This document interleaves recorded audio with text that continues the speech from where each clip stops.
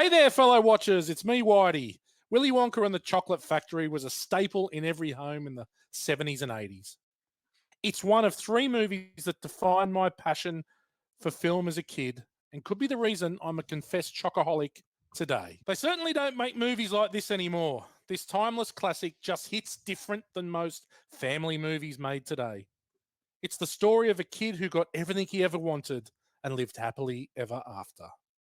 And I'm assuming got each of his four grandparents a separate bedroom. For the first time in Born to Watch history, the three of us watched the movie together. It was a big Saturday night on the land watching Willy Wonka whilst consuming a magnum of Gow's favourite wine. And that's the sacrifice we make for the fans. Now hold your breath, make a wish, and count to three. And come with me with the G-Man. How are you, mate? Good evening. Haven't seen you guys for a while. I know. It's good to be back. We really should have done this on the land. We really should have. There was a substantial amount of spare time. And the Magnum was pretty good. Yep. Really set the movie off. The Thomas. It was very good. Gow got upsold and we loved watching every minute of it. Dan, you must be almost recovered after the weekend. How are you, mate? Yeah, we drank a lot of piss. Plenty of red wine. Really need to get a sponsor from Torbreck to augment our Gage Roads brewery sponsorship. I think they go hand in hand quite nicely. But yeah, good to have you up there.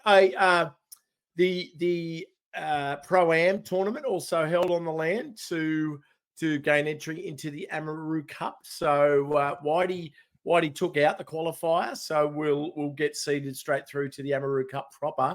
G-Man, you're going to have to go through the repechage and come back. And, of course, me as the current champion already has a pathway through to the finals. So good fun. Appointed champion? No, I took out the competition in the inaugural Amaroo Cup, which was held last year. So nice. I am. We all know that I can swing the club better when I'm on the piss, that's for sure, and not much chop over 50 meters. So that road hole definitely undid me. It did. The Amaroo road hole, very famous. Very famous. Okay, gentlemen, this movie, 1971, this classic film was released. It's the oldest movie we've done today. 53 years old this year. Wow. G-Man, why don't you tell us the first time you saw that you can remember seeing Willy Wonka and the overs and unders. I've set it a neat 50. I can't remember seeing this, but it was always present because I've got a golden ticket, the Candyman, like all of those songs are always around when you're a kid. So, and it was out well before we were born. Well, not well before. Oh, well before. Mate, we're just hitting our prime. But look, I do remember being around. I did watch it a few times as a kid. I'm going to be a little bit demo numbers on this, I reckon. I haven't watched it a super amount of times. I reckon about 10 times, maybe less than that. Wow. Yeah, not a lot. You were the least involved in the watching of the film on Saturday night. Yeah. You were the least into it. That's because trying to take down the Magnum. I get that. Okay, under 10. That is Damo numbers. I reckon he'd be over 10, Damo. But anyway, Dan, same question for you. Yeah, I want to say straight off the bat, F-Wits, that Whitey licks this film out, and I have never got it. He carries on about it like it's a absolute pinnacle of his love of film. It's a film. I've seen it a few times. Wouldn't have a clue when I saw it first. I don't have any recollection of seeing it when I was a kid because it's kind of a movie. So I don't want to foreshadow my thoughts on this movie. But yeah, I don't have a fucking clue why he loves this so much. Anyway, back to you. Is it just because you saw it when you were a kid and it was magical? 100%. 100%. This is one of those. I can see you. I couldn't pick. When was the time you had a sook during the movie, though? That we couldn't. No, this was pick. This was a non-cry film, and just allow me to retort, Daniel, please. Go for it. We sat beside each other on the couch on Saturday night, and yes, there was a magnum of delicious red wine being consumed after a little bit of a boozy lunch and a round of golf. So we were a little bit receptive to maybe trying something new, right? Not quite Castle Hill Keys in something new, but maybe enjoying something different. At the end of the movie, I was hoping for rimming. Well, we all generally are. At the end of the movie, which you chuckled through, you said, "I enjoyed that." Don't come the tough lick out master that you think you are and pretend that you didn't enjoy Willy Wonka on Saturday night. Mate, I was that bent after G's excellent red wine choice. I think we could have been watching Nico Above the Law again, and I would have gone, you know what? That's not bad. You're full of shit, Daniel. Morgs thought he was on the Wonkatania for most of the movie. The hustle. Look, okay then. Now, Gout, you're right. For me, it's a childhood memory. It's one of the first movies I think that I probably really ever watched because it would have been on the TV. And along with that and Star Wars and Jaws are the three movies that I watched the most as a kid and the movies that made me fall in love with movies. Yeah. And this is one of them. Yeah. See, I wouldn't have watched that many times. And actual full viewings, probably not that many. I mean, out of the 10, I say. But again, it was always around the Oompa Loompas. Like, you always knew the songs. I saw bits and pieces of it a lot. Yeah. But it was, again, with me, it wasn't something that took my fancy that I watched over and over. Okay, so I could not wait for Luke to be old enough to introduce this to Luke. Could not wait for Isabel to be old enough to introduce this to Belle. I am over 250 times seeing this movie. Comfortably. It was on all the time in the video shop. I'd put it on a Friday afternoon for popcorn Friday, and it would just... I had about 10 copies of this movie. It'd fly out the door. You guys don't know what you're talking about. There you go. I've said it. I've said it. You said your piece. I've said it. Now I'm out. G-Man, why don't you fill us in on William H. Wonka? All right. It's everybody's non-pollutionary, anti-institutionary, pro-confectionery factory of fun. Oof. You like that? That was hard. Join the expedition visiting legendary Candyman Willy Wonka in a splendiferous movie that wondrously brings to the screen the endlessly appetizing delights of Roald Dahl's classic book. Coated with flavorful tunes and production design that constantly dazzles the eye, this effervescent musical never fails to enchant young and old. On a whirlwind tour of Willy's incredible edible realm of chocolate waterfalls, elfish Oompa Loompas, and industrial-sized confections, a boy named Charlie will discover the sweetest secret of all, a generous, loving heart. And you'll rediscover the timeless magic of delicious family classic. Yeah, really good. Pretty much covers it. Does cover it. Critical thinking. Willy Wonka and the Chocolate Factory is rated 7.8 out of 10 on IMDb. Certified fresh, 92% on the tomato meter with an 87% audience score. Universally loved. Yep, that makes a lot of sense. Universally loved. It does appeal to all demographics, really. It does. A couple of reviews here. Changing it up here, and it's going to be pretty special for the bad review, I think. But a good review, Roger Ebert from the Chicago Sun-Times, the great Roger Ebert. Probably the best film of its sort since The Wizard of Oz. It's everything that family movies usually claim to be, but aren't. Delightful, funny, scary, exciting, and most of all, a genuine work of imagination. Certainly that. Good review. Was there ever an Alice in Wonderland movie that came out around that time? Was that much later? No, there was the original cartoon Alice in Wonderland. Yeah, but there wasn't a movie, was there? It was a movie. It was an animated movie, though. Right. Okay. Yeah, they didn't do a proper Alice in Wonderland until later on. Now, we've got a bad review. Now, we haven't had a review from this gentleman for some time, but he's our favourite. Ferdy Dominelli.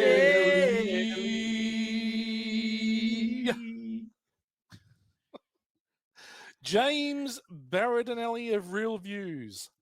Willy Wonka and the Chocolate Factory, like many childhood favourites, is better left in the past and allowed to reside in memories. As an adaptation of Dahl's story, it's inferior to the Burton remake. Ooh. Now, I think he would be the only person to think that the Johnny Depp movie is better than this. The Johnny Depp movie is not very good. We'll talk a little bit that a little bit later on, I'm sure, but chill out, James. Yeah, that's a little tough. I mean, it's well, actually, I can't really say much. I haven't seen the Burton movie, so really hard for me to comment on that. What about you, Dan? You'd be all over the Johnny Depp Charlie and the Chocolate Factory? No, can't say I've seen that one. Oh, look, I enjoyed Edward Scissorhands. I haven't seen that for a while, but Tim Burton, yeah, I don't gravitate towards. No. Yeah, he's done some. Burton's done some good films. Charlie and the Chocolate Factory is not one of them. It's a much darker take. It does stick to the book a little more closely, but Johnny Depp as Willy Wonka is a bit creepy. Like, seriously bad creepy. It's a tough role to play, I reckon, like because it borders on, and we'll get to that later. But I think Gene Wilder really nails that because it is a difficult road or line to tread, I reckon. Yep, to get it right.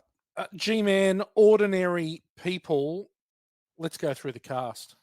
Okay, well, we just talked about Gene Wilder. Look, I was a massive Gene Wilder fan as a kid. Funny man. Just thought he was awesome. He was the first movie we ever got in our house when we bought our first VHS player. I know what you're going to say. Stir crazy. Went to Grace Brothers at Ringham. Remember the old, for those that lived on the northern beaches, the old car park up the top. You could park and you go straight in upstairs where the sports section was. Yep. We went in there, bought the video player, and then got stir crazy. And I could never think what the other one was. But anyway, I loved him from that. I just thought he had that really good humor, and of course him, with Richard Pryor, amazing. Yes. But you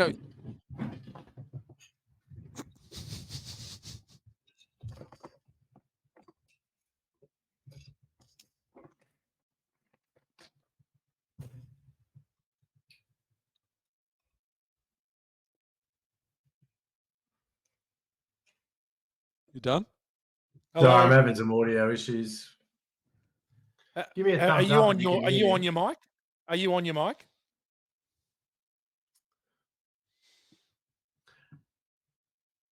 I can hear you. Can you not hear us?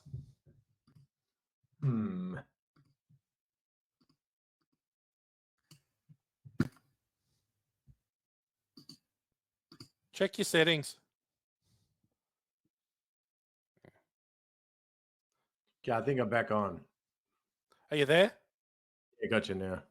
My mic keeps lagging out. All right. Did you knock it out? No, I don't know what's happening. It's just it's had a little spec. Is your mic selected? Yeah, selector. Boom, selector. The crowd said boom, selector. Yeah, I got road. So I missed all your dribble then, but I'm sure it was.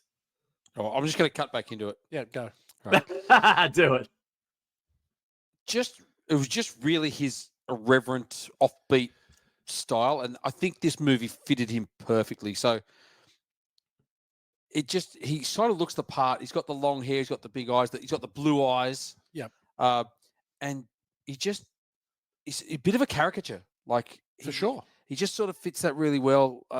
Just a nice, gentle character, but has that edge of menace. Okay, so has that subtle edge to him. So I read a quote some years back that said the beauty of the Gene Wilder Willy Wonka is that at any time you truly believe he's willing to let those kids die. Yeah, he can flip. Yeah, like And you know, at the end when he blows up yeah, Peter and his granddad, Yeah. Grandpa Joe, you sort of go, "What? He's finally snapped. Like I'm busy, you know." Yeah, and no, even when they're in there saying like, "Oh, help him," and he's like, "Oh, help, Help. stop, please, Yeah, murder. murder. Yeah. And he doesn't care. And No. so that's the, and that's what I was saying before.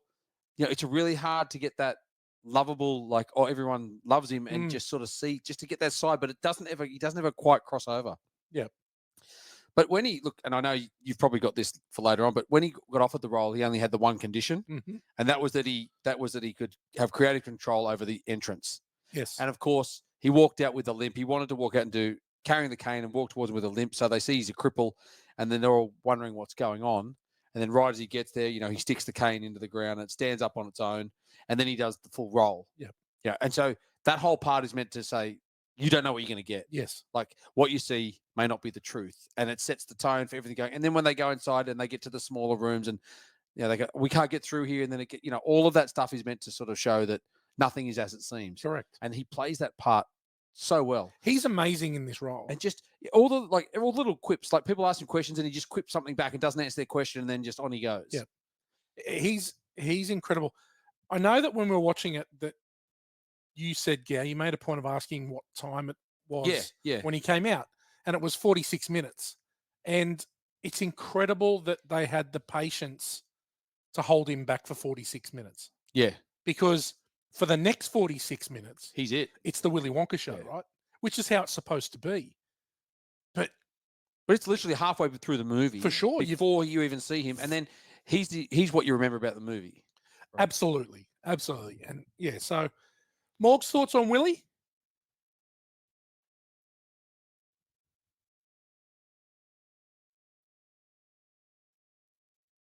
Can't hear you, mate.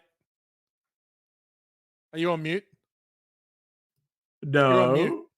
No. Wow. How many of these have we done? 130? Morgs, thoughts on Willy?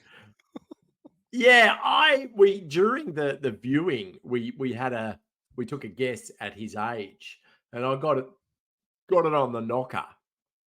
But I took into account the fact that everyone just used to look old, really young back then. So he was 38 during the filming of this, and yeah, I think he was perfectly cast.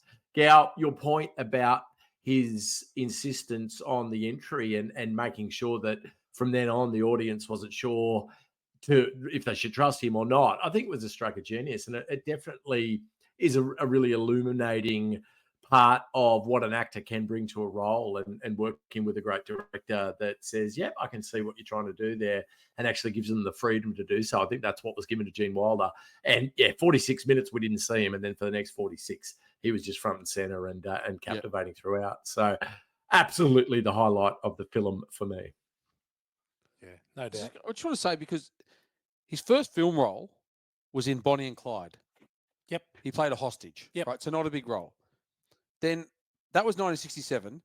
Then he played in 67 as well. He was in The Producers. Yep. The original Producers. He played Leopold Bloom. And he was nominated for an Academy Award for Best Supporting Actor. Right. And that's where he became, it was the first time he worked with Mel Brooks. And then obviously they went on the Young Frankenstein, Blazing Saddles, all those things. Yep. But he sort of captured that from very early on. And then he's got into Willy Wonka. So he's obviously a rare talent. Yes. And as Morg said, they gave him that opportunity to go and do that. And he just nails it. There's an incredible documentary on Netflix called Remembering Gene Wilder. Yeah. And it's an amazing film. Yeah. It's I love him. He was a special talent. There's no doubt. And he disappeared late 80s, early 90s. Yeah, he didn't. Mate, I looked through his filmography and he hasn't done a ton of movies for well, he's dead now. We died in 2016. Yeah. But he probably did 15 to 20 movies. Yeah. Like not a huge amount all over all that time. But obviously The Woman in Red, See No Evil, Hear No Evil. He did like 6 or 7 with See No with Evil, Richard Hear Pryor. No Evil. So freaking funny. Yeah, they're good. The Frisco Kid. Yeah. But do you know what? Like, he actually auditioned to play this part, and he went in and saw Mel Stuart, who was the director, and he just recited some lines and immediately went, yep, you're the guy. So that was saying he just went in, you're the guy. But I was saying to you the other night, Fred Astaire was offered this. There was a whole other people. Spike Milligan was Roald Dahl's original choice. Wow. And Peter Sellers begged Dahl for the role. Yeah, right. Now, Peter Sellers would have been big at that stage. Inspector Clouseau. Massive. But, so his performance is ranked number 38, 100 greatest movies, Premier Magazine's 100 greatest movies of all time. It's pretty damn good. So I just got an interesting little tidbit for you just before you go, because he was going to reunite with Richard Pryor. They were going to do another movie together. Guess what it was? What? Trading Places. Oh, really? The two of them were going to be the trade, like Dan Aykroyd and Eddie Murphy. Yeah. Right. Cool. So Pryor dropped out. Yeah, right. He was in the middle, I think, of a massive benders. Probably burn himself on the pipe. Crack pipe. Yeah. So but that's the thing, when Eddie Murphy was cast, he requested that Wilder be replaced because he didn't want to. Yeah. He didn't want to have to go against him and be a poor substitute for Richard Pryor because they already had the team up. So he was like, I can't work with that. Like for sure. Who's next, G-Man? Oh well, I reckon what we do. Why don't we go through the kids? And we can talk about the kids. Well, just let me quick talk. I'll talk about Jack Albertson because he was 64. Morg's picked up. He was 64 when this movie was made. That's Grandpa Joe. He looked 140. He was a song and dance man, and he was a vaudeville guy, burlesque and Broadway. He was in a show called The Man in 1974. It was called Chico and the Man. He played the man. Now that was with a good friend of ours, Scatman Crothers. Right. It's okay. And also Freddie Prinze Sr. Oh, yeah. Wow. Yeah. Freddie Prinze Sr. passed away at like the age of 22. It's like really young. But he won an Emmy for that. He was also, he won an Oscar for Best Supporting Actor in a movie called The Subject Was Roses in 1968. Was also in The Poseidon Adventure. That's another one of my childhood favorites. The original Great Poseidon Adventure is great. If you talk about films that made a lasting impact on us, The Poseidon Adventure scared the shit out of me for years. Yeah. I saw it when I was way too young, and I was traumatized by that. And he's excellent in it. Shelley Winter, I think he plays Shelley Winter's husband. In it, and she does a really heroic thing at the end. And when they do the swimming, when they have to swim. Yeah, oh god. Oh my, and the one person can't do is like follow me. Oh, that was brutal. Just watching Gene Hackman fall into the fiery water with the oil is just brutal. But with the ballroom upside down and all the set design was incredible. Yeah, that movie scared the shit out of me. Yeah, I love that movie. I watched it so many times when I was a kid just for that. But it's on the list. It's not far away, Poseidon Adventure. It's on the list. Look, okay, we'll go back to the list, but I don't want to go through all of them. I'll tell you what we do. Let's just do a short, sharp go through. There's only 5 kids. Okay. Well, you've got Peter Ostrum, played as Charlie Bucket. Yep. He was scouted for this role at 12. He was in a local kids theatre. Yep. So they got him in. He read for it. It's his only feature film credit. Yep. Didn't do anything after that. He retired. Became a doctor of veterinary medicine in 1984. Attended Cornell University. Oh, which is the same as like Andy from The Office. Off The Office. Andy, Andy. He might have been in the doo-wop gang, the a cappella gang. But yeah, he worked with cows. He was a dairy vet. Okay, and obviously he's the centerpiece of the film. Charlie, he's the kid. Great kid, he's well acted. Yeah, he does a great job.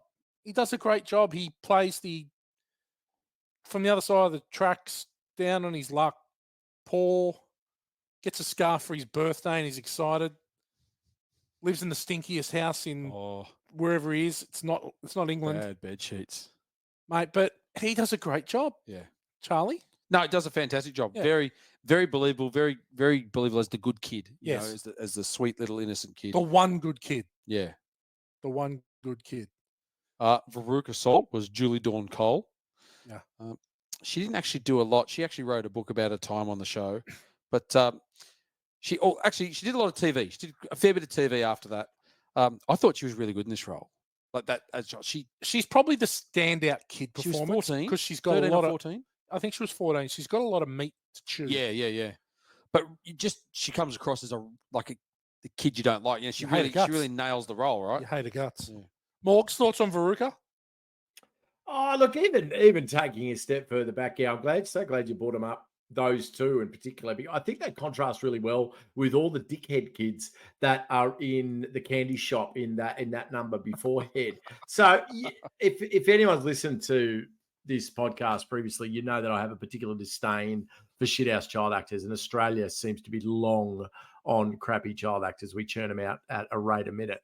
But I too was super impressed, particularly with these two. I think that you've nailed the two that were excellent, and it was really interesting to see that Charlie, he didn't act again, and the Veruca Salt, who I think was the standout for sure in this film, did very little. So it's interesting to me that they didn't go on to. I think in film school for FWITs, I'm going to take a look at some top child actor performances based on the fact that I really dug the performances by both of these two. So we can dive a little deeper into other great child actor performances. But yeah, of all the cast and all the kids, these were definitely the best for me. Yeah, 100%. We've got Denise Nickerson, who played Violet Beauregard. Yeah, it's just another dickhead kid. Yeah, and that's it. But look, again, after Willy Wonka, did some TV, did an episode of The Brady Bunch, was on a show called The Electric Company, was in Dark Shadows, which he's probably most well known for. 7 years after that, she retired, became a receptionist at the age of 21. Wow. Didn't act again. So not a lot there. And again, not a standout in this movie to me because the others sort of took that, like Augustus Gloop to me, because he was probably the first one, but definitely Veruca Salt. Yeah.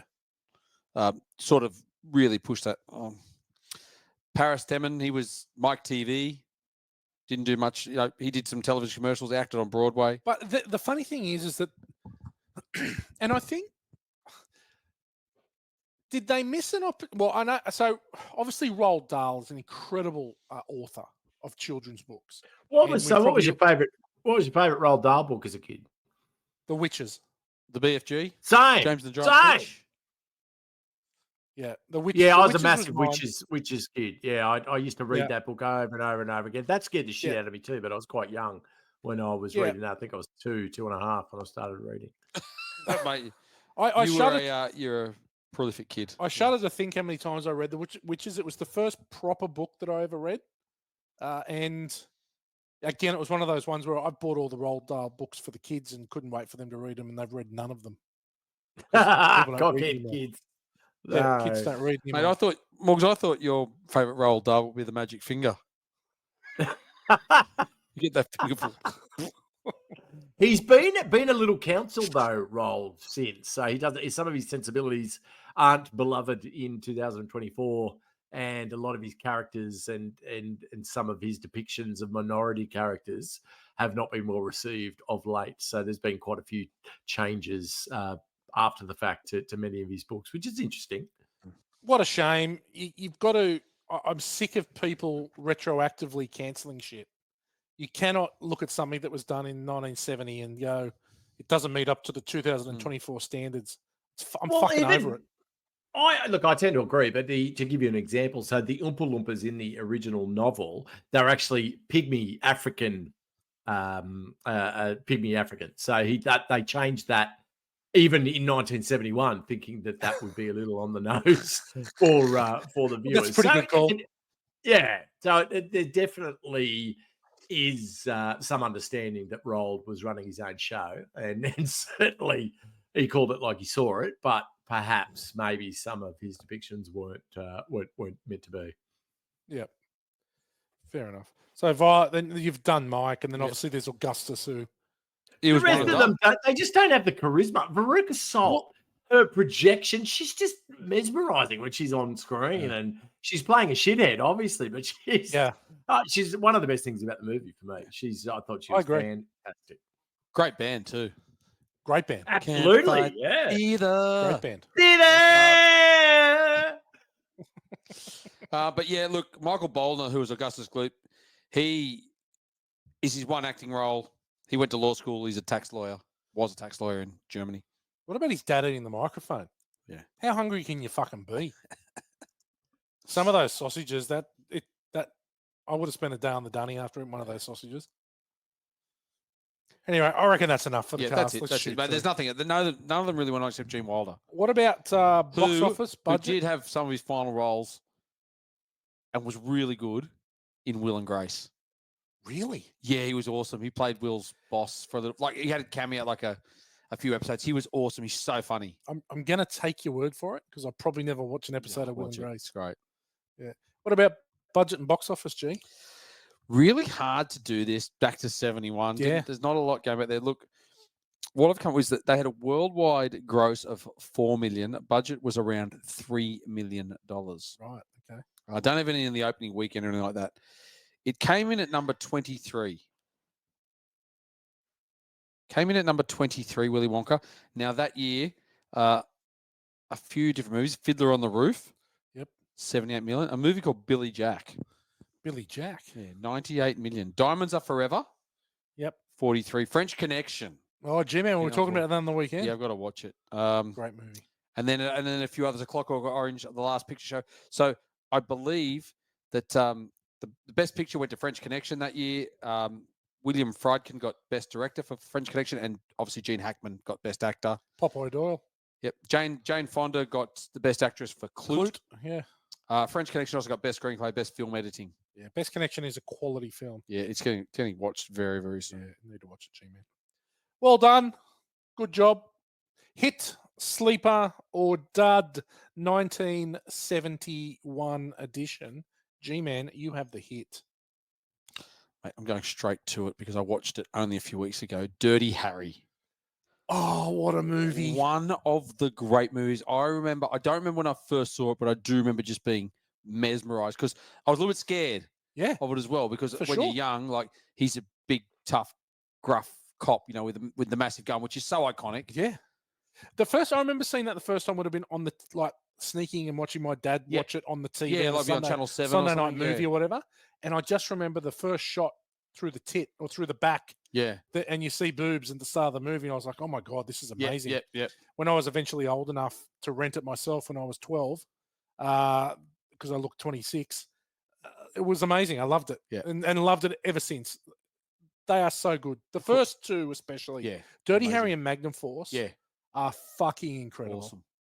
I didn't mind the Gauntlet. Gauntlet's pretty good. I like that. That's not Dirty Harry though. Oh, it's not really, I No, guess. it's not Dirty Harry. But it's good. Gauntlet is good. But, Andrew Robinson played the bad guy. He played a really good role and he hated violence. He was a real pacifist. So Scorpio. Yeah, Scorpio killer. So it was a real stretch for him. I remember reading about that. He had to really try and do it. And it was so hard for him because he didn't know how to, had never picked up a gun. Obviously didn't want to fire a gun and had to learn to do all that. Like a real, pacifist guy. Oh. But just remember the monologue out of that. Like it's just, it's so quotable. So quotable. Yeah. And then the biggest term you could call someone is a punk. That's the worst thing you could call was a punk. He's a punk. Dan, you've got the sleeper. Take it away. Before I get into the sleeper, in the theme of hits, I love the music at the time. And 1971 was a little bit before our time.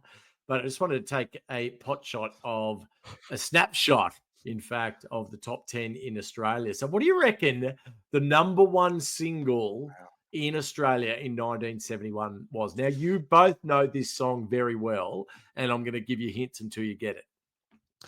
I think it was a bit later, but I'd love to go with something like Down on the Border, John Farnham. Definitely a bit early for that. So this song we've heard a lot when a team that we love wins. A team that we love. Oh, Duane the Eagle Rock. Daddy Cool. And Manly Warringah Seagulls, top fans. We almost bought the team last Thursday, but we just didn't win Powerball. Yeah, look, number one song in Australia, Eagle Rock, Daddy Cool. Obviously, it's continued to this day through our love of Manly Seagulls. Everyone else get fucked.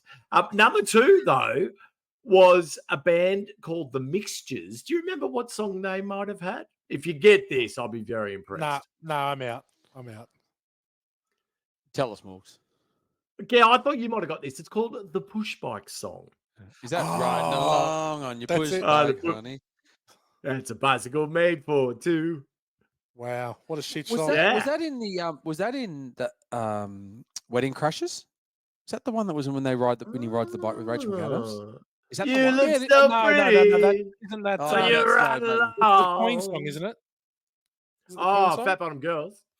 No, it might be that actually. It might be that. Yeah, It must be the Pushback. It might be the Pushback song.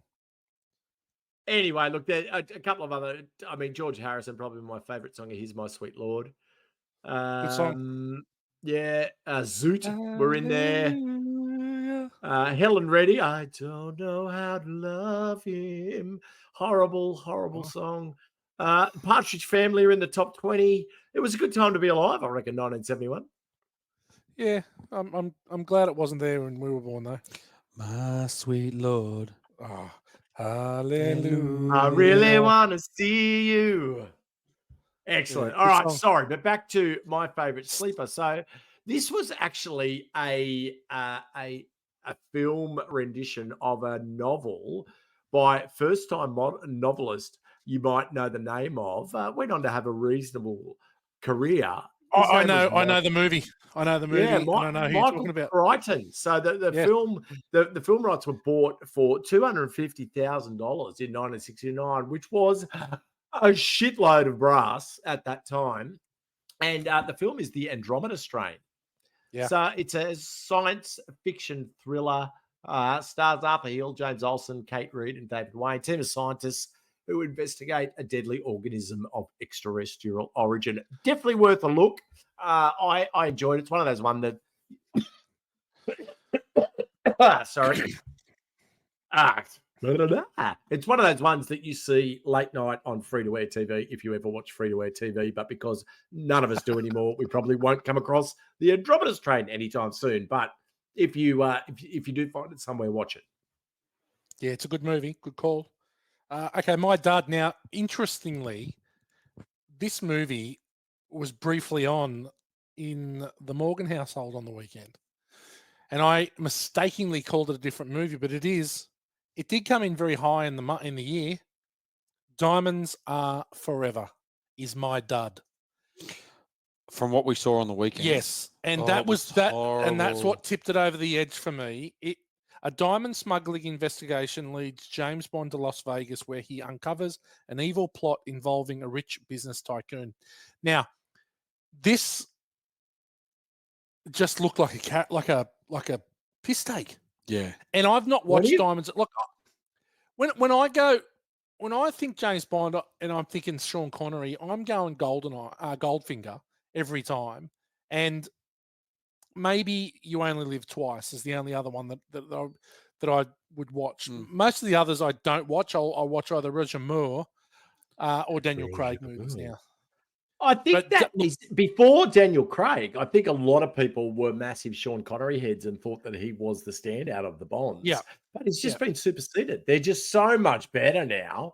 The Daniel Craig, I know there's a couple of duds in there of the five he did, but predominantly that's what James Bond is nowadays. And when you look at something like that travesty we only watched for about 5 minutes, when he was choking the bird with her own bikini top. Yeah. It wasn't St. John, was it? No. Wasn't Goldfinger. great. And Sean Connery looked about 90 in 1971. Yeah. Yeah. No, he does. It just was bad. It was real. I can't remember it being that bad. I remember watching it just going, this is horrible. The acting was bad. There are some great Sean Connery movies in the Bonds, don't get me wrong. A really good Roger Moore one is The Spy Who Loved Me, which is excellent. And From Russia with Love is a great Sean Connery Bond, which I think might be the second or third one, but it's so good. But Diamonds Are Forever, horrible. Well done, gentlemen. Let's move on. Question time. Now, this will be easy for you guys because I'm assuming you've only got one to pick from. Wilder, Depp, or Chalamet? Who's the best Wonka? Wilder. It's the only one I've seen. Yeah, I've only seen one, but I like Timothy Chalamet. I don't think he's as. I mean, Johnny Depp just kind of plays weirdos in all his films with Tim Burton, but I haven't seen the Chalamet one, but I definitely am fond of Gene Wilder for sure. Look, I would have thought that Johnny Depp would do a good version. And I'll take your word. It's an odd version. It's an odd version because I can imagine that he's sort of got that oddball character. But yeah, I can't go. Gene Wilder is amazing in most of the things he does. I can't go past him. We can't really slag off Johnny Depp because Ricky Gervais, who we all love, says Johnny Depp is the funniest man on earth. So that's high praise coming from Ricky Okay. Gervais. He reckons Okay. he is hysterical and a lot funnier than his public persona would have you believe. Okay, well, I've seen all three. It's wilder, but I've got to say, Chalamet does an excellent job in Wonka, and Wonka's a good movie. It's worth a watch. I really enjoyed Wonka. He picks up some of the intricacies of Gene Wilder's portrayal, so it's very good. Okay, now this is probably the big question: can anyone explain the logistics of the 4 grandparents in the one bed? How does that work? Can anyone explain to me? No idea. There'd be some rank feet right up by your Mate, face when you're trying to sleep. They got bedpans. Yeah. Like none of them are getting out of the bed. None of them have got out of the bed. Gow. We went to the toilet together on the way home from the lake. We took separate troughs each. Yeah. We could have stood next to each other, but we didn't. Are you in a bed with me taking a dump in a bedpan? Yeah, no, I'm not all about that. Incredible. Yeah. Incredible scenes. But they were supposed to have not got out of the bed, right? They never got up because even he got up, he couldn't move his legs, Grandpa Joe. No. The older I get, the odder it is. Like I never thought it's just an odd scene. And I know it's a kid's book and it's supposed to be, but seeing it is quite disturbing. Thoughts, Dan?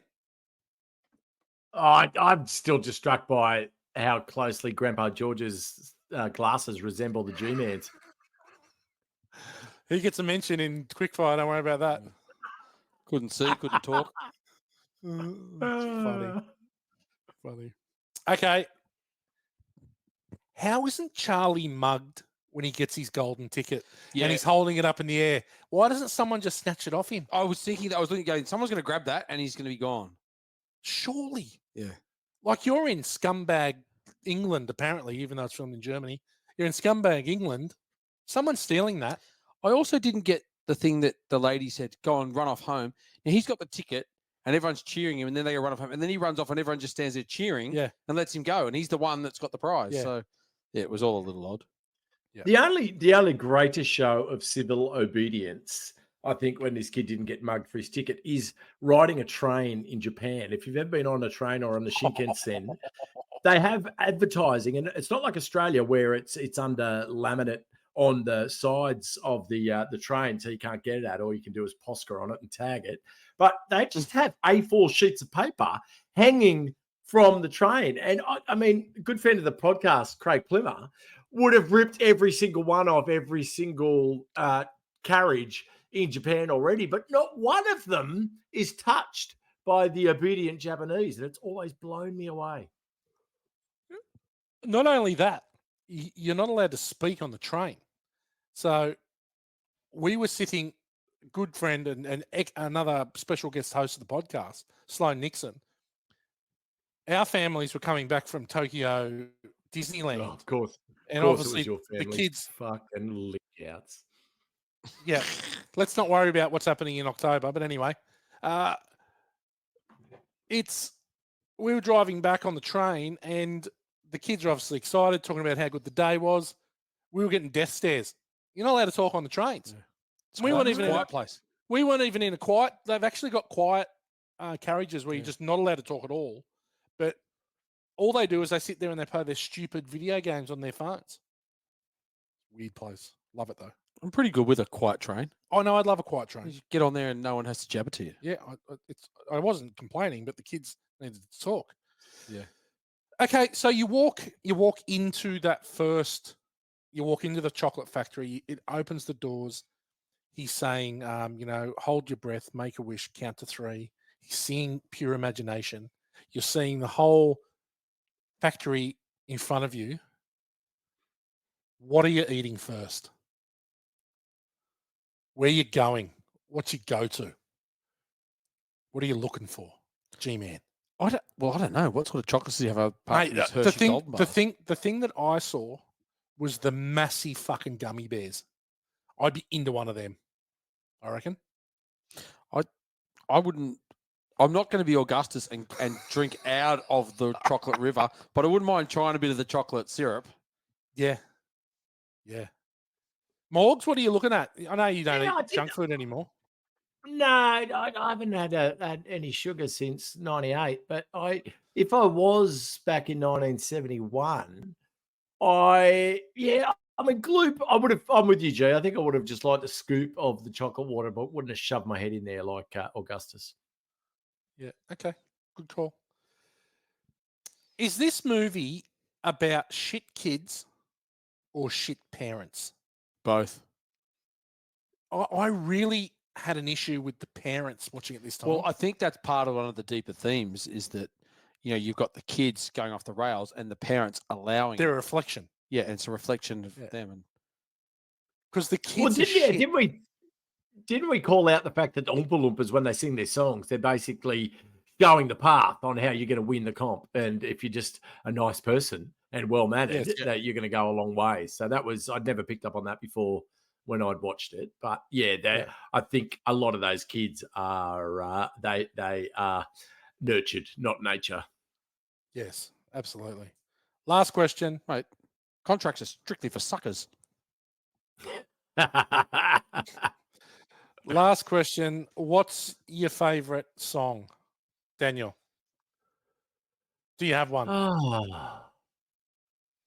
I mean, I didn't mind the Candyman, although I preferred the Sammy Davis Jr. did it again, and it went to the top of the charts not long after the release of this. So I think I preferred his version, but that was the one that really stuck with me. As I remember this song. The rest of them were, I mean, the fact that it was a musical, and obviously Roald Dahl didn't write a musical because you don't novelize musicals. So it was an interesting treatment for the source material in the first place. But no, I enjoyed all the songs. I thought they were all fit quite well, and none of them took me out of the experience. But probably Candyman's the one that sticks with me. Perfect. G-Man? I would think, the Candyman, I'd forgotten all about that song at the start of the movie. Obviously, the Oompa Loompa song, because it's so well known, like that just takes you back to childhood. And this one only because I've heard it, Morg say it about 1,000 times, is I've got a golden ticket, which goes to everything in our lives. Yeah, pretty much. Mine is Whenever pure imagination. That's a beautiful song. But when the Oompa Loompa song came on, I was thrust back to our travels gal when we were actually in London, and we were training pretty hard at the time in the gym after work, and we used to call Parky an Oompa Loompa because he had those little arms, and he would little short arms. Little short arms, and he'd push a bit more weight. And we're like, fuck off, mate. You only have to push it half as far. So that was when I remember. Exactly. You only got to go half the way. Yeah. Well done. Born to Watch only fans. Now, people, this is the spot where we ask for your help in spreading the joy of Born to Watch to the greater masses. So it's time for you to push pause, ring a mate, tell them about this amazing podcast where 50-year-old men talk about Willy Wonka and the Chocolate Factory. You got any friends that like... How'd you go with those middle-aged dorks, the US guys? How'd that all pan out? The episode was very good. We had a lot of fun.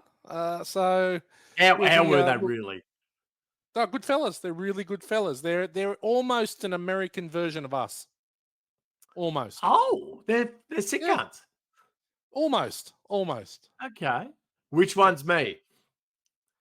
Mm. You're probably the one with the long hair. You're Tim. Tim, he does sound like a legend. It looks like he's a bit of a. Tim sounds like a mix between me and Gowler because he looks like a bit of a mad rooter. Maybe. Well, regardless of Dan interrupting the read, just share it to your friends, share it to your enemies, share it to anyone. Leave a review on Apple, please, and we'll respond. You might even get yourself read on the show. And if you're feeling frisky, head to the website, borntowatch.com.au, and leave us a voicemail. And you will definitely be played on the show, like Matty B. Geek and Tara from Canada last week. Now, this week, we've had a bit of message on the socials. Greenie, who's fast becoming one of the top fans, ex-Canadian, now Tasmanian. The Canadian chef. Yeah. apparently didn't like my take on Princess Bride. So here we go. Whitey, I had almost come round on you, but your Princess Bride take is absolutely ridiculous. The film is incredible. Watch it with your daughter and see if your opinion changes. Few movies are aimed at kids that provide laughs for the adults as well, and this is one of the best. Too bad you've run out of eligible Rocky movies to fawn over. I expect an upcoming pod to feature Moonrise Kingdom, Royal Tenenbaums, Grand Budapest, or at the very least, Bottle Rocket. Or if you'd prefer to steer into kids' movies for adults, Fantastic Mr. Fox or Isle of God. Greedy. He's a full Wes Now- Anderson nerd. I think I love this guy. Yeah, well, we won't be doing any Wes Anderson films on this podcast. That's almost a decree That's from not. No, above. Greeny. No, don't listen to him. Of course we will. There are many that I also heard of. Grand Budapest Hotel is probably my favorite at the moment, but I'm a big fan of all of them. Yeah, look, a good take on Whitey. I don't get the Princess Bride though, Greeny. I'm with Whitey on that one. I haven't seen it, and 50-year-old men that fawn over it sound like fuckwits to me. So I can't agree with you on that one, but I love the fact that you love Wes Anderson. Are you a sneaky Sofia Coppola guy like me and Will the Worky as well? That would elevate you to my esteemed F-wit. So we got a little sub pod that we do on the sly that I'd like to invite you to, Greeny, on that one. But I think most of your points, Whitey being a cockhead, were all salient. Well done.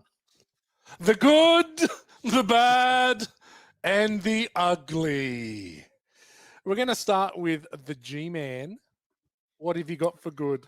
I didn't have a lot of good that we haven't already. I said Gene Wilder. It's good. It was awesome. Did you say you didn't have a lot of good? No, I didn't have a lot of good. You're a fuckwit. Anyway. Well, no, but I'm saying like, yeah, that's fine. Gene Wilder was really good. The soundtrack was good. It's a bit, it takes you back in time a little bit. Listen to some of those songs. Yep. That's about it. Okay, Dan, what do you got for good? I can appreciate this movie for it being a perfect example of a great family movie. Like, there's just enough in there for the kids to be intrigued. And Mr. Slugglesworth.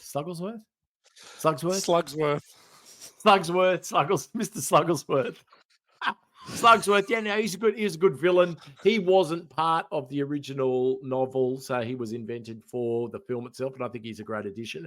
Look, it's as a piece of cinema for families, I think it's great. I don't really like watching movies with kids because I like watching sick movies, not shit kids ones. So that's probably why I don't gravitate towards this. But I was impressed again with the actors that played Charlie and Veruca Salt. And we all know that how much I hate child actresses, hence the film school for F-wits this week. So, yeah, this is my good. Perfect. Okay, strap yourself in. Great start to the movie. You got to limit yourself to 6. Can you do one of those separate editions? You only got 6? I've got 6. Jeez. Great start to the movie. The chocolate. Now, that was filmed in the Toblerone factory. The start of the movie. Yeah, so there you go. I do love Toblerone. Yeah, Toblerone's amazing. Toblerone's amazing. Remember when Toblerone was so exotic? Yeah, on our travels, like we would go through airports. Why are you saying yes, Whitey?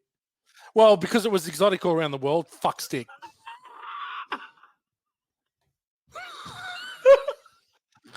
Remember when we traveled? Remember when we did this stuff and we travelled and Cal rooted heaps of birds overseas when we travelled? How many travel stories did we tell on the weekend too? It was great. Oh, fuck, I loved it. I'm over it. It was good to catch up. But I'm pretty sure I'm pretty sure you had your chance in your good, which you wasted. Now it's my go. Okay. No, sorry. All right. Good point. Well made. Yeah. The soundtrack is incredible. Pure imagination. One of the great movie songs. The score. It's one of the few. Well, not one of the few. There's quite a few of them where I can actually sing the score in between the takes. I know that your wife, Dan, yes, Dan is married, which is fucking unbelievable. But Dan's wife was actually quite, I guess, respectful and appalled at the same time about me actually whistling the score in between the songs. Damo would love the score. Yeah, Damo would love the score. Gene Wilder is amazing. What is probably my favourite good in the whole movie is Grandpa Joe's lingus tongue on the wallpaper. Did you see how fast that was darting? That was, He was a big hit with the leadies. Mate, Yeah. Grandpa Georgina, Grandma Josephine, mate, she would have had to towel down every now and again and get used to that. She would have got the Dooty Shake fucking offered. Absolutely. Absolutely. Now, there's a bit in the movie that I know that...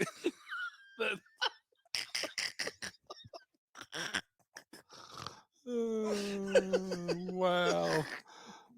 I'm glad it's just out now. Dooty Shake. Dooty Shake. Dooty Shake. Yeah. There was a funny part of the movie that I know Dan chuckled ever so quietly as well when they're in the room and Gene Wilder gets the little keyboard out to open the door and plays it, and the woman goes, Rachmaninoff. And it's fucking hilarious. It's probably the funniest part of the movie for me. I love it. And it is. Do you think it's not Rachmaninoff? Oh no, it's not Rachmaninoff. It's Mozart. Yeah, it's the best part. That's because she's like, oh, Rachmaninoff. It's the best part, right? And it's just, as Morg said, it is a great, timeless family movie, and that is my good. Bad, we'll go to Dan on the land. Take it away. Wait, just one more good. We haven't watched the movie together for a long time, but you knew every line of this before it came on, so you could tell. I know. There was a lot of prompting going on. I'm sorry. I'm sorry. The 500 hours that you've spent of your life watching this film were obvious to all of those around us, sucking down good red wine piss. I apologize. Bad for me. Yes, the Candy Man is a shit businessman. Oh, he's eating the profits. He's throwing away his profits. Was flipping it out to all the kids. I mean, it was a bit petty, the whole Candyman shop. I was getting pet vibes, but he didn't take $1 out of them when they were all in there doing it. And that was all the poor child actors flicking out the candy and see you later, come back tomorrow. Absolutely not the best economist. Morgs, can I just say, because my note that I had for him, Bill the Candyman, in my bad, Bill the Candyman smacks the girl in the face with the counter section. Does. Also, not a good businessman, a bit creepy. That were my notes. There you go. It's almost like you guys know each other so well, like you've traveled together or something. Anything else, Dan? Wasn't it good? No, that's it. G-Man. All right, strap yourselves in. I've got a couple. The 4-person bed, Whitey, you've touched on it. Horrible. It was terrible. Yeah. Bad. The household in general, very gloomy. Yeah. Inside that. Except the house itself was the fucking TARDIS. Because when you see it from the outside, it's literally about 3 meters it's wide. It's like a barn. I know. And then they go inside and it's the orientation's the other way. Yeah, it's a huge room. You know, in the orientation's the other way. It is Bill the Candyman. Not great. The chocolate bar that they gave to Charlie for his birthday. Wagon wheel. It's a wagon wheel. Yeah. It was the rhubarb pie from the weekend. It was not a chocolate bar. It was not what it seemed. No. So how was he ever going to get a ticket out of it? It wasn't even the right chocolate bar. It wasn't even a chocolate bar. Yeah. It was a cream-filled pie. And then, of course... few of them. Yeah, and of course, we also mentioned Wolfgang Amadeus Mozart already. So Rachmaninoff. Okay, all right, my bad. The whole Salt family. Veruca's obviously a nightmare, even though she's exceptional in the film. But the dad, he offers a £1 bonus, £1 bonus in the pay packet. Like, what a fuckwit! Yeah. I mean, you've got to account for the inflation, though. So £1 in 1971 is about £1.90 now. So it's not too bad. Excellent. Well, what a legend. What a legend. Getting a homemade scarf for your birthday? Like, how poor are you? You're poor, Kenny. You're poor. You're poor. You're poor, Kenny. What about his cardi, too? His little cardigan. God. Wasn't great. God. Poor old Pete. The science teacher, Mr. Turpentine or Turkentine, whatever his name was, who's their teacher, but he also does all the different disciplines, and he's picking up poisonous things and just saying, now pour. Yeah, I know. Got no fucking idea. Just pour. What aren't we supposed to put us at? Just pour. Okay, sweet. Thank you. Geez, Charlie's mum's had a rough life. Yeah. Like I know she's blue like everyone, but you and Grandpa Joe. Now she looks 60, and it might be the fumes from the laundry. washing. Yeah. But she doesn't look. And mate, if you look on IMDb and look up Charlie's mum now, Yeah. she looks 340. Yeah. It's funny she worked in a laundry, but she never changed the sheets on that bed. She could have hocked someone's sheets. She had to put those in the boiling water. I tell you what, Grandpa Joe's nightgown looked like it had never been washed. Yeah, it wasn't great. It had stains from '64 on it. Yeah. The Not worst good. part was too, underwear only came in white back then. So if she Oof. was washing the clothes of, say, the White family in 1971, I mean, imagine your disgrace that your front wiping leaves on your nutsack that then is smeared onto the tidy whities that she would need to clean. Mate, the front wipe gets all of it. All of it. I'm concerned about the back wipe. That's what I'm concerned about 85% of the population back wiping. And I think it's not a proper use of the angles. Tell Gail what you told me about the back wipe. Oh, what, that I don't think I could get there. I don't think I could get there now. Right. I couldn't change. I don't think I'd get there. I'd get a cramp. I get a cramp in my arm trying to get back. I don't think I'd get there. I actually had to back wipe a little while ago because the toilet was too small. I was somewhere in the toilet was too small and I couldn't front wipe. I had to back wipe and it wasn't pleasant. I had to go and have a shower straight away. Back wipe. You guys are grumpy. So gross. Okay, my bad. My last bad is, and this was said a lot while we're watching it. How is Slugworth at all the places when Yeah. the tickets are found? Oh yeah, yeah. There's a bit of magic to the movie. There's a little bit of magic. Get that? And He's working for Willy. we know that in the end. We find that at the end that he's not the baddie, but he's a goodie. But does You he can know do exactly where magic? Does he know exactly where the tickets are and just happens to be there? So that's a bit adult eyes. Well, but does he? Because then he gives it to 4 bad kids and then 1 good kid. Why Fair doesn't he point. just take the 1 good kid and go, this is Fair the point. kid? Good point. Good point. Anyone got anything for ugly? Yeah, I just got one. The ending was all very abrupt. He's like, no, you don't win because you took the fizzy drink. Yep. And you cheated. And he's like, actually, no, you do win. Get into the Wonka Vader. Yep. And then they just fly up into the air and they go, oh, look, there's their house, there's everything, and then it just flies off. That's it. Yep. You get to inherit it, and I don't want to deal with adults. And that's the end. It was a very abrupt and not much like. Can anyone explain it? What happens to them? Like, I disagree. I really liked that twist. I think that obviously we all knew how it was going to end, but watching it again this time, I thought that's clever. It really elevates Charlie's kindness, goodness, the fact that he wasn't even going to steal the gobstopper, which no one would have begrudged him after he was yelled at for doing the gassy burps. I don't know, Gal. I didn't mind it. No, I get that bit. I get that he hands that back over and then he gives in the factory. He goes, I don't want to give it to another. I get that explanation, but then they just kind of fly up into the air and that's it. Like it just sort of, to me, that was really sort of bang. All right, this is it. We're finished. I don't know. I thought it was a bit quick. Yeah, Okay. fair enough. Dan, anything for ugly? No, we've hit on the ugly. I mean, the 4 grandparents shitting in that same bed. That's just fucking horrific. So that's really, to look at that as an adult is fairly sinister. Yeah, look, that's what I've got for ugly as well. Dan's quick fire. Take it away. Yes, F-wits will rock through this week. Quickfire, starting off, as we always do, look-alike, Morgs alike, might even be a G-Man alike this week. Whitey, anyone in Willy Wonka that reminded you of anyone else? Well, I think you are definitely Grandpa Joe.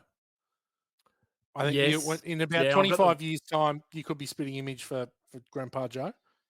Can't argue.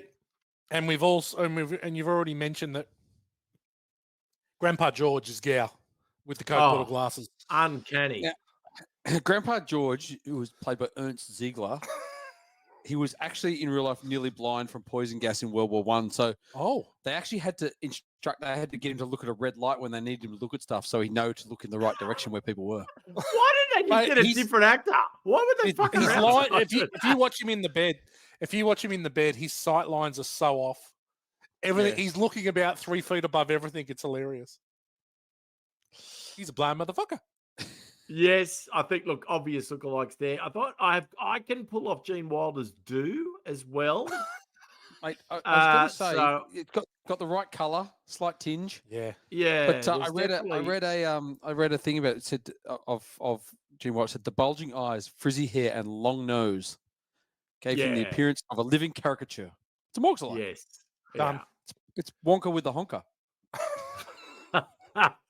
Excellent. I'll accept all three. Well played. Next up, 5-minute movie. What could one of the characters in Willy Wonka have done to make this a really, really fast movie? Gow. Slug, we already got it. Slugworth just picks Peter. Charlie. Charlie. Charlie. Why did I say Peter? Peter Ostrum. Peter Ostrum. Yeah, just picks Charlie. Charlie Bouquet. Yeah, I think that he already knows that they're dickheads, the people that won the tickets except Yeah. for Charlie. Yeah, that's what I mean. Just go back and go Wonka, get Charlie. Yeah. We're done here. Or make it a 5-minute Yeah. tour. Yeah, the tour definitely was long. They were very proud of that Chocolate Lake and that whole set that they made. So they Yes. had to spend a lot of time framing in there and capturing it from every angle because they're like, have a go at this set. We're awesome. Yeah, I'll accept that, G. Well played. Next up, That's Not a Knife, for a scene that has passed into popular culture. Whitey, I'm going to have to throw to you on this one as the resident lover of this flick. Anything that's passed Well, over? Golden Ticket. Golden Ticket. I'd say Golden Ticket. Wonka himself, like Oompa Loompas. Oompa Loompas. You know people what? People get called Oompa Loompas all the time. Yeah. I'm going to change this category moving forward to the Golden Ticket. For Yep. that, it is a perfect representation of a scene or plot device passing over into popular culture. Oompa Loompas also, we know a few of them. Excellent both. Any others, G-Man? No, I don't think so. Any of the songs.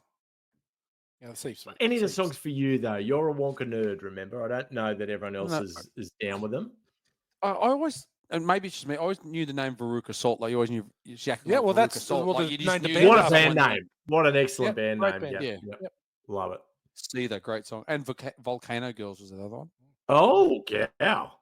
G-Man. You always liked the right girl music, didn't you? You're always a fan of a strong female front person. Sunday afternoons. Big Four non-blondes. Cranberries guy. 4 non-blondes. Yeah, Stop you it. loved what's going on.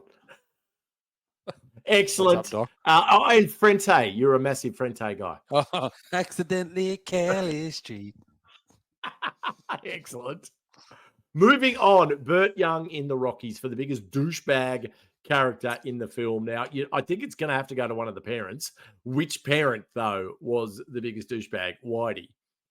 I'm going to have a very, very, very harsh take here. Oh. Grandpa Joe was the biggest dick in the movie. No. Yeah, You can Grandpa Joe. You can Grandpa Joe was a legitimate cripple for however many years and couldn't get up and do anything. And the minute he gets told that he can go to the freaking Wonka chocolate factory, he's all of a sudden Usain bolting around the fucking bed and just jigging and singing. And like, mate, you could have gone up and been earning money so that you didn't have to sleep in one fucking bed, mate. You're a slob, It was a Grandpa Joe. remarkable recovery from It's like muscle it's like he got atrophy. he got a shot of stem cells straight into the spine. I thought you would take the other take in that his love for his grandson was such that he was able to get him off his bed, and that would have been your cry bit.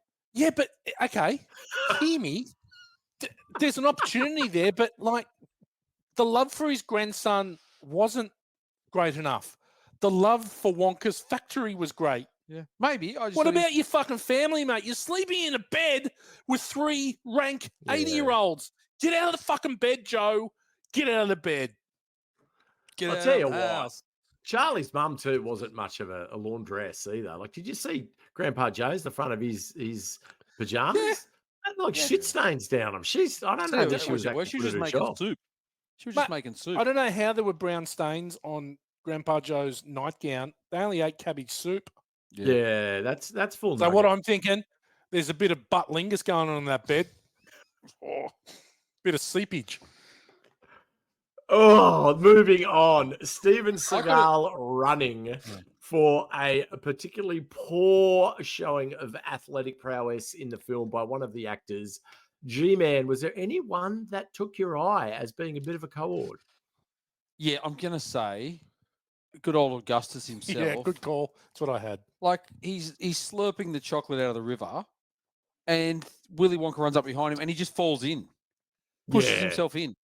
It was bad. But then the swimming. Yeah, he couldn't swim. Yeah. He can't swim. It's a good time to learn. I would say that. I would say Grandpa Joe when he first got out of bed, had the sea legs on. I never thought my life could be I'll accept anything them but both. catastrophe.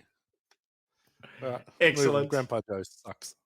Next up, Robot Sentries for an extra scene that the filmmakers could have thrown in to tell us a little bit more about the world, about the characters, about anything else you really wanted to know about Willy Wonka and the Chocolate Factory. Obviously, we know that it was truncated somewhat from Roald Dahl's original novel, but was there anything that you were like, I wouldn't mind seeing a bit more of that? Obviously, Timothy Chalamet's performance in Wonka is all of the extra scenes you need, probably an hour and 40 minutes of a prequel to this, but having not seen it, I cannot commentate on it. Whitey, what about, you've seen this the most. What else did you want to see or know about Willy Wonka? I wouldn't have minded seeing maybe the family moving into the factory. Like, what were they going to do? They're going to live in the factory. How is it going to work? It's either that or it's the grandparent four-way. Well, yes, I semi-agree with you, but Charlie's dad is featured in the original Roald Dahl novel, and he's just completely wiped from this film. So I feel like some sort of nod to where he went, and it could have just been a tiny line of exposition, whatever we needed to know, just why he wasn't on the scene. We don't need it. It's obviously that they're a struggling family and they're a family unit. That not necessarily nuclear family unit, but it would have been interesting, I think, to find out a little bit more about Charlie's dad, knowing that we know from the novel that he was actually a worker at the Wonka factory. So it would have been nice if they touched on that, but they felt they didn't need it for the 2 hours runtime. So yeah, nice. Finally, Whitey's Brad Pitt for the actor you'd most like to have a menage a quatre in the same bed with Grandpa George, Grandma Georgina, Grandma Josephine, and Grandpa Joe with. Tough hang, this one. 1971, wasn't a lot of brushing of teeth from what I could tell. Don't know. Whitey, anyone this is the first time I think it's a hard pass. Yeah, there's no. G-Man, nothing that took your fancy? No. There was nothing. No real matinee idol dude. I mean, there wasn't Gene Wilder, definitely not. Maybe the woman whose husband gets kidnapped, she's the only one. When he goes, your husband's kidnapped, and you've got to give your last case of Wonka bars to get your husband back, and she's like, "Oh yes, I remember it. Yeah, she's a pretty good sort. Yeah, I'll take that. She's not a bad sort, so we'll take her. I'll accept that. Well done, gentlemen. That was Quickfire. Oh, G-Man, listen to this. Got anything? Right. I got a couple. Yeah, Gene Wilder, as we said, sadly passed away in 2016. Yep. When he died, Peter Ostrum, who's on social media, changed his social media profile to former child actor, veterinarian, inherited a chocolate factory on August 29, 2016. Yeah. Because that's the day he died, August 29. So he's 8 years in a couple of days. Yeah. Yep. Day after this comes, this day after this is released. Now, apparently the Oompa Loompas were known for being hard partiers. They got on the piss big time. Got on the piss. Yeah. They didn't have to drink a lot. No. Yeah. But yeah, apparently they got the cans. Maybe they should have been on the set of... this would be good. What was it? With Caddyshack. They should have been on the set of Caddyshack. The hard partiers with the set of Caddyshack. Yeah. Used to get a limo and go to the bars together. And this is a funny one, Morgs, because this reminds us of our Canadian friend Roy. But the Wonkatania was on a track in the Chocolate River. But the actor who was playing the Oompa Loompa thought he was steering it. So Mel Stuart just didn't tell him the truth. He just thought he was red on right returning. Oh, to Roy. excellent. Oh. You got anything, Dan? Nah. Yeah, the chocolate river was made from 150,000 gallons of water, real chocolate and cream. Oh, They had to change gross. the formula. Listen to this. They had to change the formula for the chocolate river because originally the concoction they were using turned blood red. And because of the cream, the mixture began to spoil. And by the end of the filming, it was heinous. Oh, gross. And Michael Bolner, who played Augustus Gloop, just later described it as the dirty, stinky water. Oh. Yeah. Yeah, you would have thought they could have concocted something a little bit different. I mean, when it's not smell-o-vision, we didn't need to know if No. chocolate was actually in there. Just make it look brown. Yeah, exactly right. So Denise Nickerson, who played Violet Beauregard, didn't want to do the nose picking bit because she had a crush on Peter Ostrum and didn't want to embarrass herself in front of him because her and Veruca both had a crush on him. Right. And they used to alternate the days for who'd sit next to him and who'd sort of hang out with him. Oh, Yeah. Peter's Very a cordial. man. Very cordial. Yeah. So when we were talking on Saturday night when we were watching it, we were asking where it was filmed. It was actually filmed in Munich. It was shot in Munich, Germany. Yes. No, I didn't know that. Yeah. Yeah, so, and they actually had to go outside of Germany to find Oompa Loompas because there weren't enough little people to play the Oompas or the Loompas. Interesting. Yeah. Gene Wilder's Wonka costume sold for $74,000 in 2012. Oof. Yeah. And because the kids were such dicks for characters, after most of the takes, they'd apologize to each other for being such assholes. Very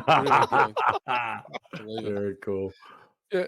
And my last one, and depending on who you ask, Michael Bolner, Augustus Gloop, fell into the river somewhere between 6 and 40 times.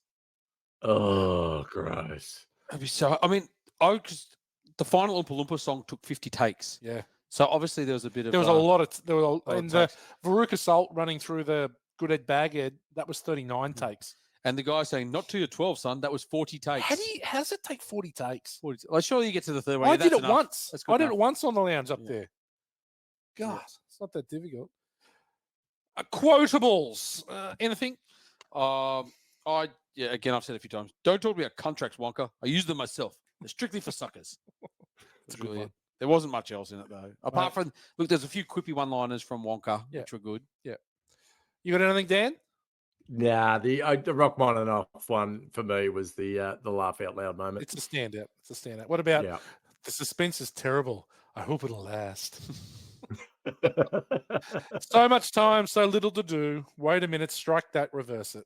That they use that a lot in the latest one as well. I love. What is this, Wonka? Some kind of fun house? Why are you having fun? Yeah, he has some good quips. Yeah, and then this is school for me in an absolute nutshell. I've just decided to switch our Friday schedule to Monday, which means that the tests we take each Friday on what we learned during the week will now take place on Monday before we've learned it. But since today is Tuesday, it doesn't matter in the slightest. Pencils ready. That was me at school. Yeah. Excellent. Yes. There is no 1 degree of Kurt Russell. No, that would have been a... No. So that leads us into film school for F-wits. Daniel. Yes, F-wits. Nothing about Lost in Translation this week, sadly. However, the performances of Charlie and Veruca Salt got me thinking about actual great performances by child actors in film. So I'm going to run through a few. Boys, at the end, you can chime in with any others that you're particularly fond of. But I know this performance, no particular order, but this performance we all enjoyed and were a little bit creeped out by. And it's Natalie Portman in Leon the Professional from 1994. So playing an 11-year-old at the time, who is rescued by Leon when her family is murdered by some corrupt cops.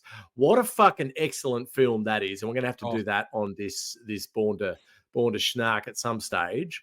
But Natalie Portman in that, just wise beyond her year and bringing a very, very overt sexuality to the role that is just, it's difficult to watch, yet it's an amazing performance. I mean, what do you think, Whitey?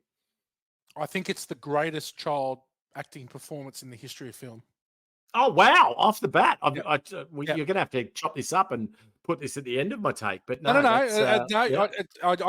For me, I think for what she had to do and the role she had to play and the maturity she had to show, and that sort of pushing the line between a fatherly lover sort of relationship, which is really super creepy, but it's just, she's unbelievable in that movie. Sean Reno. Agreed. I became a fan after watching this. Yeah, it's one of my favorite movies of all time. Leon is and so Gary good. Oldman, does he have a bad movie? Like, mate, he's incredible in that as well. Yeah, great movie.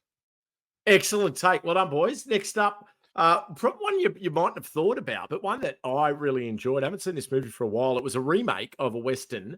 The Western was True Grit in 2010. It was remade starring Matt Damon. But the child role was done by Haley Steinfeld, who's actually a noted singer as well. But this was the first time we saw her on screen.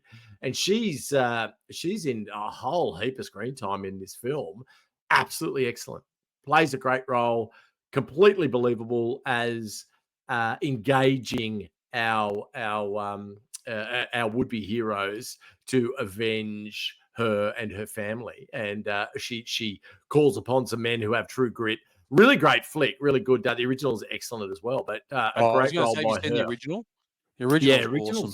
Also very good. But Gal, have you seen this one, the 2010 version? No, I haven't. I've seen parts, but I haven't seen the whole thing. I know Josh Brolin's really good in it. Yeah, Jeff Bridges. True Grit's amazing. Jeff Bridges is awesome, and I would encourage you and all of the F-wits to go out and check it out if you haven't seen it. But she is particularly good in it. So, look, moving along, couldn't cut out a film from 1982 that we all love, starring the original extraterrestrial Henry Thomas's raw performance in Steven Spielberg's outstanding film E.T. All of the kids in this are great. A young Drew Barrymore is great, and she is so young in this. But Henry Thomas, for me, a standout. Whitey, I know you've got a long history with this film. What do you think about Henry Thomas? It's incredible. His performance is amazing. Drew Barrymore's performance is amazing. I actually came to E.T. late because I was offended by the fact that it surpassed Star Wars as the greatest earning movie in the history. So I avoided it because of that.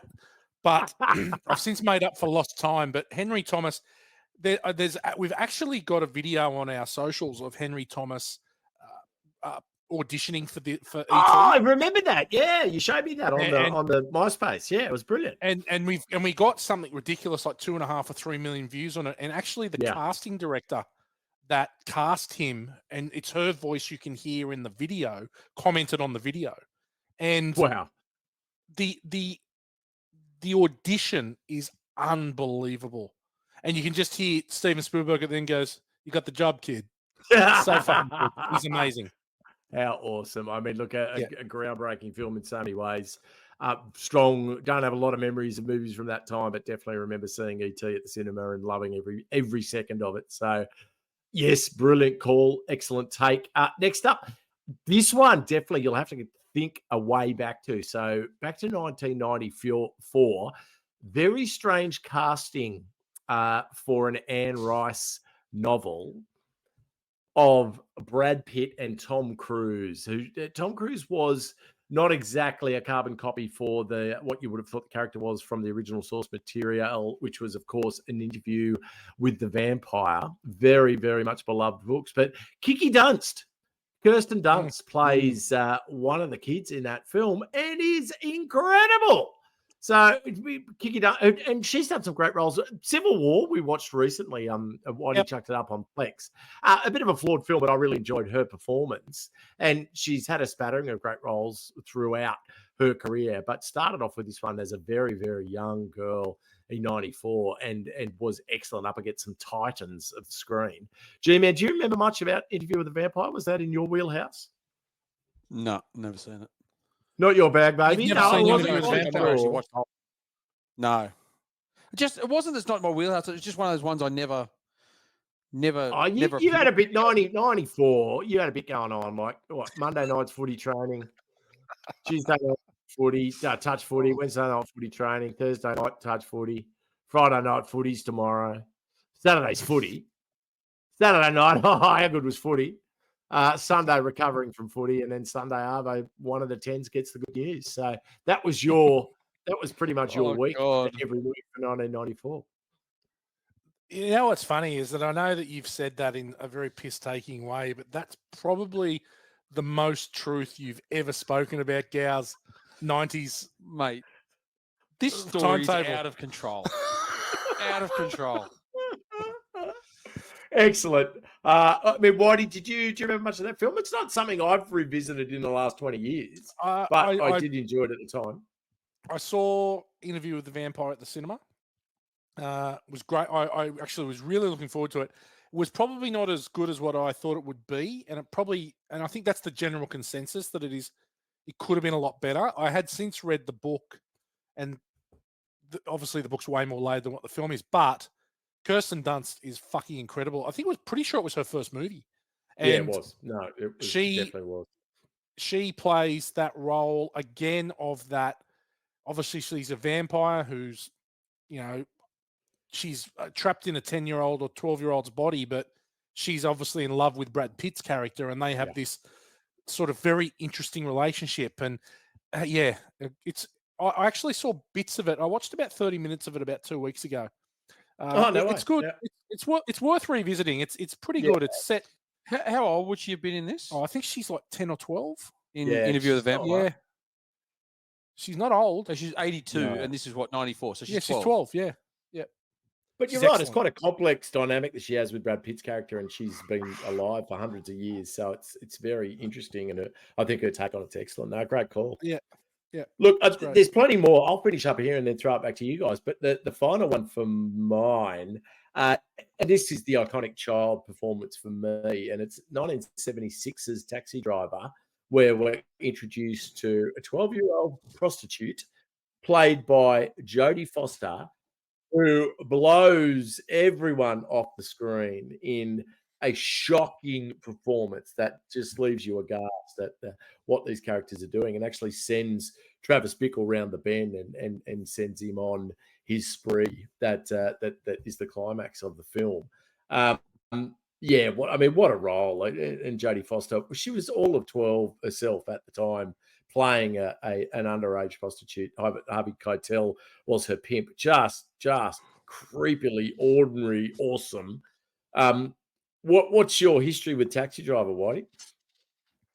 Incredible movie. Again, a movie that as a teenager I had waited to be able to watch it, and probably didn't, for the first 5 times of watching it, didn't really get it. Was just watching it because I'd heard it was good, and it was slow burn, isn't it? It's a massive slow burn.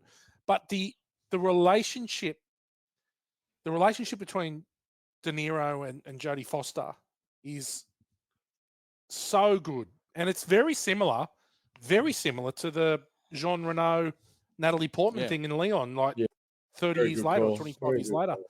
But, and mate, I've got to say, I had forgotten about this performance, and it's a photo finish between Portman and Jodie Foster for who's the best performance. But what Jodie Foster had to portray, and the lifestyle and the things that she had to be around and immerse herself into, I don't know how she survived that.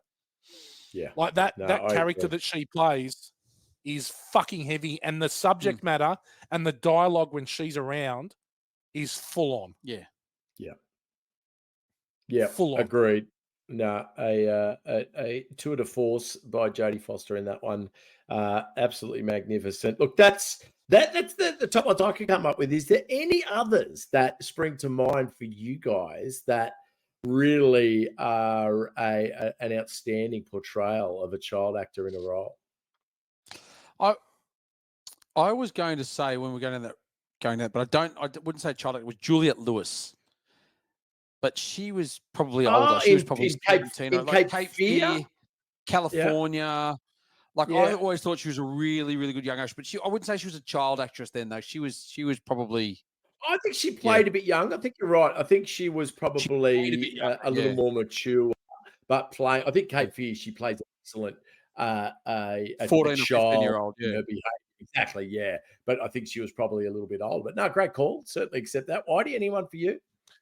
Yeah, I think, pardon me, it's a double shot. Dakota Fanning in War of the Worlds, and then before that, she was in Man on Fire. Oh, with Denzel Washington. Very, she's very, very good in those two. Very, very good in those two. But then her sister, Elle Fanning, is in J.J. Abrams' Super 8, where it's about the kids that find the alien, and there's the alien invasion, and there's a scene that they're trying to do. And I think I've mentioned it on the podcast before, but they're doing some. They're trying to make a film, and is in the group of friends, and she's the hot girl, but she's the attainable hot girl, and they're only young, like 12 or 13, and they're filming a scene on a train sort of station with a train coming in the background, which effectively then has a massive crash. But she's doing this scene, and it's just straight to camera, and mate, it's unbelievable how good she is. It's just one scene, and it's actually for a fake movie that's being made in the movie. And if I can find the scene, I'll send it to you. But she's excellent. Do so. I don't remember that part, but no, I'll certainly take it under. It's a good movie too. Super 8. Super 8's a good movie. Yeah, underrated. No, definitely worth. I've only seen it once or twice, but I do remember it fondly. So great call. Look, I think a special mention though has to go to a favourite of ours, which was the young Frank Dukes in Bloodsport. So obviously, the only guy really I think who can, one of the great child actors, probably the only dude child actor that could challenge Jodie Foster for the top spot. Definitely go back and check that out. I know on YouTube you can see the young Frank Dukes clip. Whitey might even chuck it up on the socials for us just to show who it is. But F-Wits, feel free to interact with us via the interwebs for your thoughts on other particularly good showing of child actors, and tell us who you think have excelled in a role as a child. But other than that, that's it for Film School for F-Wits this week. Thank you. Well done, Daniel. Good one. Enjoyed that. Probably not as much as we're going to enjoy this, because Gow's on a run. And he is up for kick-ass credit song. And last week we had to explain to the MAM guys about what the kick-ass credit song was about. We talked about Stan Bush, and they threw a couple songs at us, and they knew the South Park sort of piss-taking Team America, so they were all over it. Gow, what have you got for us this week? First, I want to tell them that's copyrighted. Yes, they know that. They know that. Guys. Yeah. Tonight's song, well, we've hit on a little bit. It's just a little bit about the kids in the movie. It's got the working title, Mostly They're Terrible Kids. Mostly.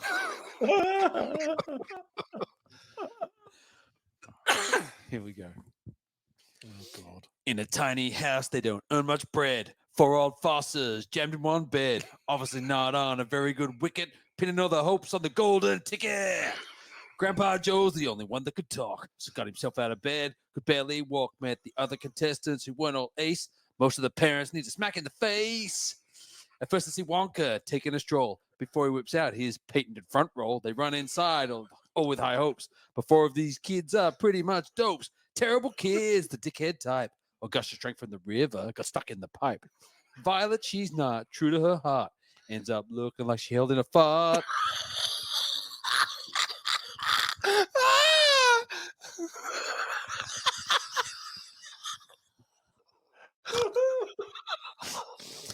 Terrible kids, Veruca's out of control. No one cares she went down the egg hole. Then little cowboy, Mike TV, got himself shrunk like a whittle palm tree. Yeah, the terrible kid, except for Pete, even though he drank the fizz. Wonka says he's sweet. Like body boards, they're all out the door. It's only Pete's coming back for more. Yeah. Yeah. Couple of Oh, inside references in there. Yeah. Yeah. Outstanding. Holding in a fart. Outstanding. It was holding the fart acting. Oh, yeah. Well done, sir. Well done, you. G-Man, you never cease to amaze me. Star of the show, Daniel. Who you got? I can't go past Gene Wilder. I know I love those kids' performances, and Grandpa Joe also does a great job. But Gene Wilder, it's his vehicle. He's incredible. We wait 46 minutes before we see him, but from then on, he steals the show. Vale, Mr. Wilder, well played you. G. 51 minutes of sublime acting, Gene Wilder. Yeah, it's a 3 from 3 here on Born to Watch. It's Gene for me. He's incredible. That's all I've got to say. The Rank Bank. Got a few things here. Happy to hear some suggestions. Everlasting Gobstoppers. Questionable Scratch and Sniffs. Bad Eggs. Orange Slaves. Mini Trumps. Snozwangers. Wonkatanias. Awful Kids. Stinky Senior 4 Ways. Lingus tongues. Ooh. Oh yeah, it's fast. We got I like Orange Slaves. Sure. I like it too. I threw it in the middle there for a reason. Okay, we're going to start with Daniel up there on the land. How many orange slaves are you giving Willy Wonka? Look, I had a little rant at the start because I was a bit grumpy about having to do this film because it's not. Hang on, Dan. Stop. Hold it. When we were Hold sitting it. on the couch. Oh. Stop. Morgs. Hold a sec. You're breaking in. You're and out. breaking up big time. Are you touching the wires or anything? Oh. Go now. I don't know. Hang on. How's that? Better? Yep. Better? Yeah, Better. go for it now. No good? Yeah, It's good. better? Yep, good. Okay. Look, I know I started off this podcast having a major rant about this film because I don't have the history with it that Sook Boy does. However, sitting on the couch with you clowns on the land on Saturday night, thoroughly enjoyed it. I can understand its place in cinema history. I do agree that it is a great family flick. I'm gonna probably Marie Kondo it at this stage. I don't think it has a place in my cinema future, but I'm content that it was a part of my cinema past, and I'm gonna give it a very bland 3 out of 5. Oof. Okay, that's better than what I anticipated, to be honest. I G-Man? didn't hate it at all. I just it's just not as sexy to me as it is to you. Yeah, that's fair enough. I can appreciate that. G. Look, I'm going to just go with everything Morg said and just go with the 3 out of 5 as well. He couldn't be less interested in a ranking. No, I just didn't want to have to explain. It's a good movie. It's fun. It's easy to watch. I'm probably not going to watch it again unless it's on. It's an okay flick to watch. Yeah, 3 out of 5. What more can I say? That's it. Gene Wilder is amazing. Yeah. Love him as an actor. But that's it for me. For sure. I get it. Okay, look, I've waxed lyrical about how much this means to me as a film. Grew up with it, love it. Gets 4 out of 5 for me. 4 orange slaves. I love it. And I will never stop watching it. I watch this on my own. I don't need to have the kids in the room. I will literally watch this on my own, which is pretty damn sad, but we've all got our vices. Morgs is living on the land and working hard. Mine is watching Willy Wonka on my own. G-Man, where does that put it in the rank bank?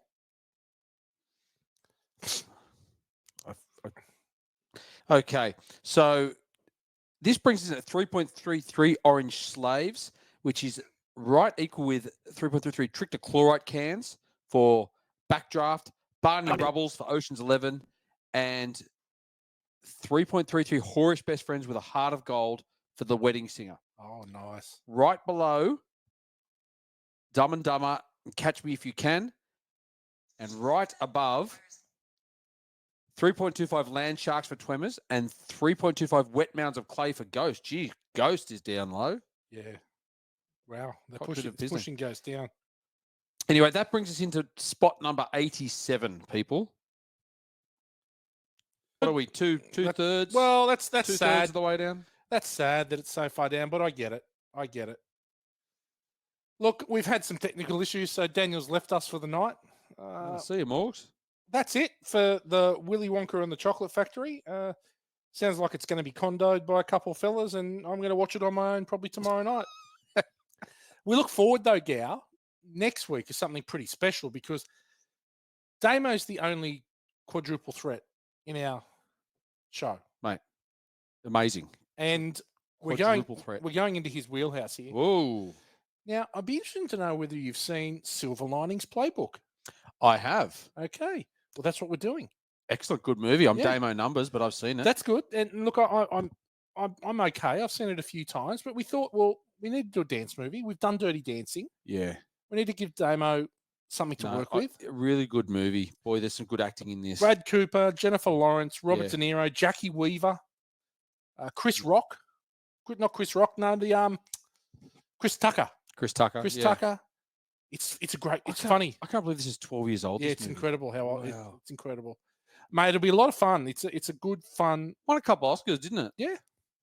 Yeah, it's good. It's going to be enjoyable, that one. G-Man, thank you. Thanks for having me.